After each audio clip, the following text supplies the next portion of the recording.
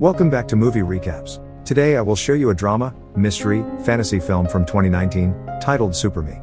Spoilers ahead. Watch out and take care. Sang Yu is a lonely, poor scriptwriter with no job, no friends, and dead parents. His main problem, however, is that he hasn't been able to sleep in over half a year because every time he does, a demon appears in his dreams and transforms them into violent nightmares.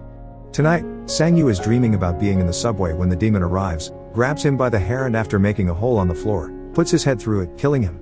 He wakes up right after his dream self dies and intends to do some writing, but his landlord knocks at his door claiming he's brought him some food. But Sang Yu escapes through the window because he doesn't have the rent money. As he walks the streets, he remembers all the experts he's visited on the subject of dreams, psychologists, doctors, scientists, religious devotees and the like. They all had different theories on what dreams do and can mean, but nothing concrete that could help him in any way. He stops at a food stand and asks for a crepe with no eggs because that's all that he can afford, but the crepe man adds an egg anyway as a free treat. While he waits for his meal to be done, he watches the cafe across the street where Hua the girl he has a crush on, works. He met her years ago when he was hanging out at a bar with some friends and she was there playing with her band. Her singing voice was beautiful, and he has been thinking about her since then. Once his crepe is ready, Sang Yu sits down to enjoy it, but he's suddenly startled by San Ji, his manager. Sang Yu starts running away and drops his crepe on the way, but he's too weak to go too far and San Ji eventually catches him. He takes him to a restaurant where he makes him watch as he eats, scolding him for not respecting his contract and not handing in a script in time. Sang Yu tries to explain his insomnia doesn't allow him to concentrate and write, but San Ji doesn't listen and demands for the script to be done in 10 days. Afterward, Sang Yu returns to his apartment only to find it locked and all his stuff in the hallway. His landlord has finally kicked him out. He goes to a cafe to see if he can get some writing done there, but he's too hungry to think and he ends up falling asleep. The demon appears behind him then, puts his chains around Sang Yu's neck and starts banging his head on the table. Once again, Sang Yu wakes up in the morning right after his dream self dies, and discovers his laptop has been stolen. Having lost his work tool and starting to feel like he can't tell nightmares apart from reality, Sang Yu sends San Ji a message telling him he'll kill himself and reunite with his parents. He chooses the roof of the building across Hua Er's cafe and watches her as he steps onto the edge, ready to jump, but the crepe man interrupts him by offering him free food. The man joins him on the roof and while Sang Yu eats, he tells him about people's different views on death and dreams, and reaches a simple conclusion. When Sang Yu is having these nightmares, he should tell himself I'm dreaming to be able to get out of them faster. Sang Yu stays on the roof watching Hua until night falls, then he sells his cell phone in order to get some money to buy food. He goes to a convenience store, where he considers stealing some things but changes his mind when he notices he's being watched. The food he purchases is eaten outside the store, where Sang Yu is shocked to be suddenly approached by Hua who shows concern for him. This is too good to be true, and Sang Yu quickly sees why. Hua is actually the demon, who starts pushing him against the glass. This, to the store clerk, looks like Sang Yu is having some kind of panic attack. The demon picks up Sang Yu and as he stabs him with his sword, he throws him through the window. Sang Yu holds onto the sword as he remembers the crepe man's advice and reminds himself that he's dreaming, which allows him to wake up right in the middle of being thrown. In real life, he's also flying through the shattered glass, and while he isn't stabbed, he mysteriously finds the demon's sword in his hands. He runs away before the ambulance the clerk called for arrives, and he stays at the park all night, examining the sword and making sure he isn't dreaming again. In the morning, he goes to the flea market to sell it, and all the buyers' eagerness to buy makes him realize he has something valuable in his hands. So instead, he decides to go to a pawn shop, where they pay him the sword's actual value, 20,000. Sang Yu wastes no time and starts spending it. He gets a new computer, eats at a nice restaurant and stays at a fancy hotel. When night falls, he takes some sleeping pills and waits for his usual dream to kick in. This dream is also happening in the hotel, so he leaves his room and explores the hallway, grabbing a vase and saying I'm dreaming. But nothing happens. He decides to explore a little more and that's when the demon appears, chasing after him with a giant gold axe. The demon hits him with his weapon and tosses him around, causing quite a number of injuries, but after a few hits, Sang Yu manages to grab the axe and says I'm dreaming. Once again, he wakes up with the weapon in his hands and no wounds to be seen. The axe is sold at the same pawn shop and the money is immediately spent again. Sang Yu gets nice clothes, a new car, and spends the night drinking with some women at a bar. When he returns to his hotel room though, he doesn't let them come inside with him, he just gives them money for a cab before going to bed. Tonight he's trying a new trick. He looks at pictures of an important museum on a book before falling asleep, and the trick works, because the dream happens in the same exact place he saw in the photographs. Sang Yu looks around, admiring all the antiques, before sitting to wait for the demon to arrive. This time it arrives with a firearm, which goes against his plan. Sang-yu begins running and dodging the bullets, but eventually the demon catches up with him and kills him. Sang-yu wakes up in his hotel bedroom, but since he didn't manage to grab anything, he doesn't want to leave the job unfinished, so he swallows a sleeping pill. Back in the dream, he begins running again, and after dodging a couple of bullets with a particular exceptional jump, he grabs 2 antiques before saying "I'm dreaming" and waking up. This time, Sang-yu takes the treasures to professional antique dealers that make business with rich collectors. He gets 2 million for them and some questions about his methods, but thankfully he manages to dodge them all. When he's leaving the shop, he's approached by an angry Sang-ji, who had thought he was dead. Sang-yu invites him to eat at a fancy restaurant and pays him back the money he had given him for the script, telling him he doesn't write anymore. The next day, he finally enters Hua Er's cafe, and after ordering a latte, he asks her if she recognizes him, but she doesn't. He also asks her why she's selling the cafe, and she explains it's because she has no clients and the shop only creates debt. Later at night, Sang-yu gets drunk while having dinner with Sang-ji, who wants to know the secret to his success.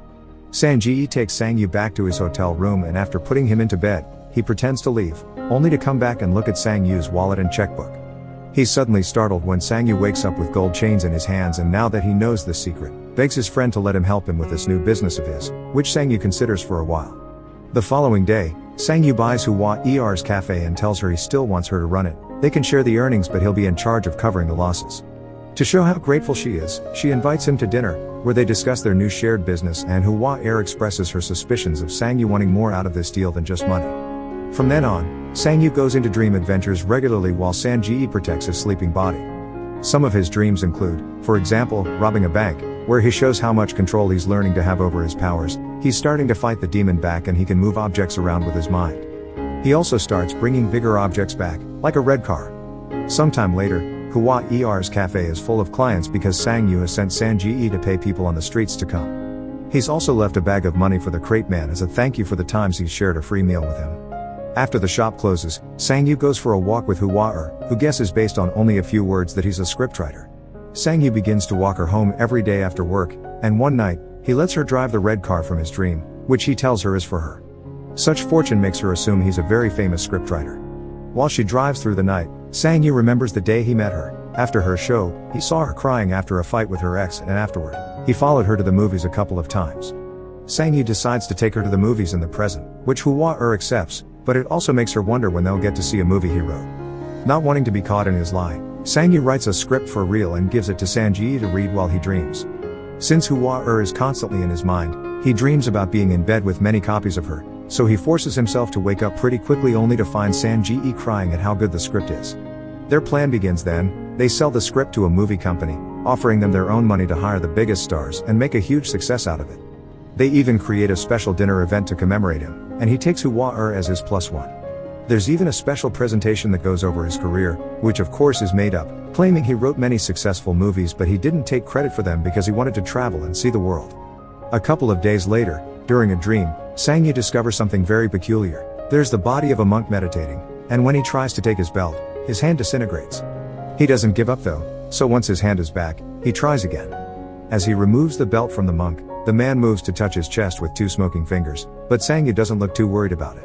The usual demon doesn't show up, and the treasure and the monk disintegrate too.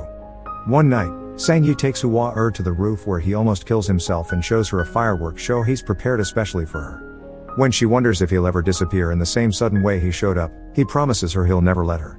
Afterward, they go to her apartment, and while she refreshes herself in the bathroom, Sang-yu practices a possible confession. However, he finds himself having to leave because suddenly, there is something hitting him on the chest, and when he checks it in the mirror, he sees 2 smoking black lines on his skin. Once he makes it to his place, he ignores the party Sang-ji is having with a bunch of women and goes directly to bed. Sang-ji gets ready to collect tonight's treasure, but Sang-yu tells him it's not necessary. This time he's sleeping alone. The dream makes him appear in a tall empty building with a mysterious figure waiting at the balcony. Sang-yu comes closer and discovers it's a version of his older self that is now disintegrating. When he wakes up, he discovers he has a new scar on his shoulder, and more scars show up as hours pass, all of them matching a spot where the demon had hurt him in previous dreams. The following morning, he goes to see the crate man to see if he has any more advice, but when he's about to arrive at his destination, a van appears next to him and kidnaps him. When they finally remove the bag from his head, Sang-yu discovers he's at an abandoned building surrounded by a gang of criminals, whose leader is Chang-ji. Sang-yu tells them he'll pay whatever they want, and after agreeing on 10 million, he calls Sang-ji and asks him to bring the money over. When he arrives though, Chang Ji-e's men take the money and Sang Ji-e him as well, who Chang Ji-e uses to negotiate. Not having any other choice, Sang Yu takes the whole group back to his apartment together with an unconscious Sang Ji-e, where he shows them his hidden room with all his antiques. While Chang Ji-e tries to make him confess how he's obtained all these rare items, someone arrives at the building to see him. It's Hua-er. The receptionist announces her arrival through the intercom, so Sang Yu dumps her right there to get her to leave for her own safety. Seeing how upset this makes her, the receptionist tells her Sang Yu's door is still open for some reason and lets her go up anyway. As soon as she comes out of the elevator, one of the thugs captures her and takes her to the same spot where they're keeping Sang Yu. Chang Ji-e starts teasing her, trying to get under her skin by pointing out Sang Yu has been lying, and this is received with disapproval from another one of his men, who thought they would only come to grab some money. As punishment for his indiscretion, Chang Ji-e puts on some golden knuckles and beats him up while Sang Ji-e secretly begins to wake up. When Chang Ji-e turns to Hua-er next, she kicks him in self-defense, and that's the chance that Sang Ji-e takes to jump in with a vase he uses to hit the man holding her down. Sang Yu bites the thug holding him and manages to escape, but not without getting stabbed first. The three of them run away while Chang Ji-e shoots the man he beat up, but it's hard to go far when Sang Yu can barely walk because of his wounds. The men catch up with them on the stairs and one of them manages to stab Sang Yu again, but Sang Ji-e sacrifices himself by staying behind and distracting the thugs while Sang Yu and Hua-er escape. Only one normal man isn't enough to go against two trained men though, so Sang Ji-e is beaten to death. One of the thugs manages to capture Sang Yu and Hua-er upstairs, beating them up and tossing them around without even caring that Sang Yu stabs his back with a dagger. The two of them pass out and Sang Yu suddenly finds himself in some mysterious ruins, covered in a black substance that quickly goes away when he starts moving. After looking around, he touches a glowing door arch and starts seeing a flashback of his life the last few months, including both real life and dreams, and even a version of him that was taken by the ambulance that night outside the convenience store. When that's over, he walks to an area with a giant crystal wall, which he starts hitting as he repeated "I'm dreaming" over and over until he passes out from blood loss. Suddenly, his body starts transforming, and Sang Yu finds himself becoming the demon. With the machete that appears in his hand, he starts hitting the crystal wall while picturing himself as the demon in various conversations that already happened but giving them a twist. Instead of sitting there and listening, in these versions he imagines, he hits his landlord in Sang Ji-e for not being nicer to him. When the wall finally breaks, the demon comes out in Sang Yu's living room, where Sang Yu's body is waking up as well. The demon kills all the thugs without hesitation, even making his strange firearm appear when necessary. Then he comes after Sang Yu, ready to kill him as well, but he mumbles "I'm dreaming." And all the antiques he's brought from dreams start disappearing, both in his apartment and in the rich people's collections. Sang Yu falls unconscious yet again, and when he wakes up, he finds himself all the way back on the night outside the convenience store. Hua-er finds him and remembers him from the concert, so she feels pity for him and takes him to her place to give her some real food. While he eats some noodle soup, she tells him she's read a story of his in a magazine and thinks it was very good, he just needs a bit of luck to make a breakthrough. Until then, she offers him to work at her cafe, which causes him to break down and start crying while it is revealed that all this time, Hua-er has always known he's been watching her. Sometime later, while they're working at the cafe, Hua-er gives Sang Yu a gift, a brand new laptop for him to write on. Afterward, Sang Yu meets with Sang Ji-e at a restaurant to give him back his money because he can't write a script on demand, he only wants to write what he wishes to write. Not only Sang Ji-e turns down the money, he gives him more in return, because he's managed to sell one of Sang Yu's old scripts. To celebrate, Sang Yu is the one that will cover their bill. Many days later, now content with his life, Sang Yu goes to see the crepe man to order some food, so the man takes the chance to give him back his money and shows him a scar on his stomach, because he used to have the same power as well and learned this humble life is preferable. As Sang Yu listens to his story, the ruins from his last dream appear behind him, and it's revealed the new demon that killed the thugs has been following him since he reappeared at the convenience store. Make sure to subscribe and turn on notifications so you can watch more videos like this. Thanks for watching.